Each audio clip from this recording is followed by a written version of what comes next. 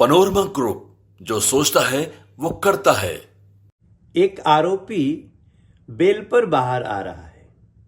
वो दिल्ली का दोषी है, दिल्ली का अपराधी है, क्योंकि उनका अपराध दिल्ली के साथ हुआ है और वो दिल्ली के मुख्यमंत्री हैं।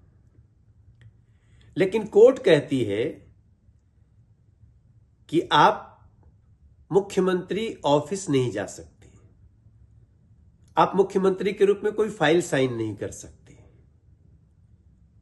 बेल पे जेल से बाहर आ रहे हैं। पहला आरोपी सीएम है जिसको फाइल पे साइन करने की अनुमति नहीं है, मुख्यमंत्री कार्यालय जाने की अनुमति नहीं है, तो फिर काहे मुख्यमंत्री पद से चिपके हुए हो?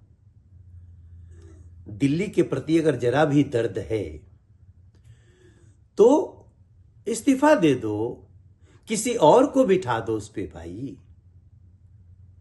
कोर्ट कहती है कि सीबीआई की गिरफ्तारी बिल्कुल कानूनी सही है और बेल भी जो मिलेगी वो 10 लाख रुपया के निजी मुचलके पे, 10 लाख रुपया के, थोड़े मोड़े नहीं।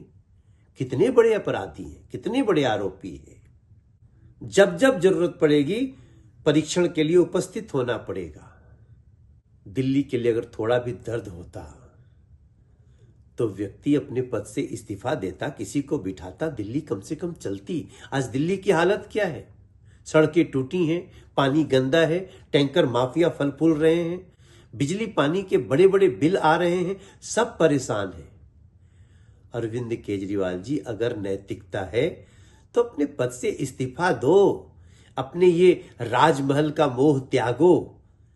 कुर्सी से चिपके रहकर आप जब काम ही नहीं कर सकते, साइन ही नहीं कर सकते, तो क्यों हो पद पे? ये दिल्ली की जनता जानना चाहती है कि आखिर दिल्ली को और कितने दर्द दोगे। अरविंद केजरीवाल जी को जमानत कोर्ट ने जरूर दी है, लेकिन उनके मुख्यमंत्री के काम करने पर पूरी तरीके से पाबंदी लगा दी है। तो ये सशर्त जमानत है और इस जमानत का अर्थ ये कदापि नहीं है कि अरविंद केजरीवाल जी पर जो आरोप लगे हैं वो आरोप खत्म हो गए हैं। केस अभी चलता रहेगा और कोर्ट के अंतिम निर्णय आने तक अब अरविंद केजरीवाल अभियुक्त बने रहेंगे। आम आदमी पार्टी लगातार इस बात का भ्रम फैला रही थी कि अरविंद केजरीवाल की गिरफ्तारी अवैध है। आज कोर्ट ने इस बात को साफ कर दिया कि केजरीवाल जी की गिरफ्तारी कानून के अंतर्गत है। तो केवल बेल है, चार्जेस से बरी नहीं हुए हैं, इस बात को समझना होगा। और भ्रष्टाचार के खिलाफ एक जंग जो प्रधानमंत्री ने छेड़ी है वो लगातार जारी रहेगी और जिन्होंने भी घोटाले किए हैं उनको उसकी सजा कोर्ट अवश्य देगा, ऐसा हमारा मानना है। ऑनरेबल सुप्रीम कोर्ट ने आज बेल दी, लेकिन ये कहते हुए कि मुकदमे को चलाने का ग्राउंड ठीक थे। आप इस घोटाले के अंदर शामिल हैं, आप जेल से बाहर जा सकते हैं, लेकिन मुख्यमंत्री के सेक्रेटरीट नहीं जा सकते, आप कोई फाइल साइन नहीं कर सकते, आप इस मामले पर कोई बयान नहीं दे सकते और आप विदेश नहीं जा सकते।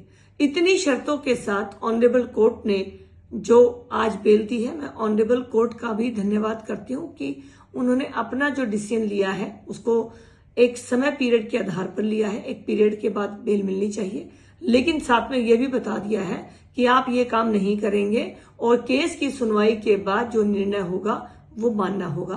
तो बहुत जल्द ही केस की सुनवाई पूरी होकर दोबारा से मुख्यमंत्री साहब को जेल जानी पड़ेगी। अब वो इतने बीच में पूर्व मुख्यमंत्री बनकर रहते हैं या मुख्यमंत्री की कुर्सी पर जबरदस्ती बैठते हैं, ये भी एक बहुत बड़ा सवाल है। लेकिन इतनी शर्तों के साथ बेल मिलने पर जो लोग आज खुश हो रहे हैं उनके ऊपर भी बहुत बड़ा सवाल है कि आपकी जमानत कुछ समय के लिए है, परमानेंट जगह तो आपका सबूत आपके साथ जब खड़ा होगा कि वो आपके अगेंस्ट है तो आपको जेल फिर से जाना पड़ेगा। तो कुछ समय के लिए बेल पर बाहर आना मुख्यमंत्री साहब को बहुत मुबारक हो।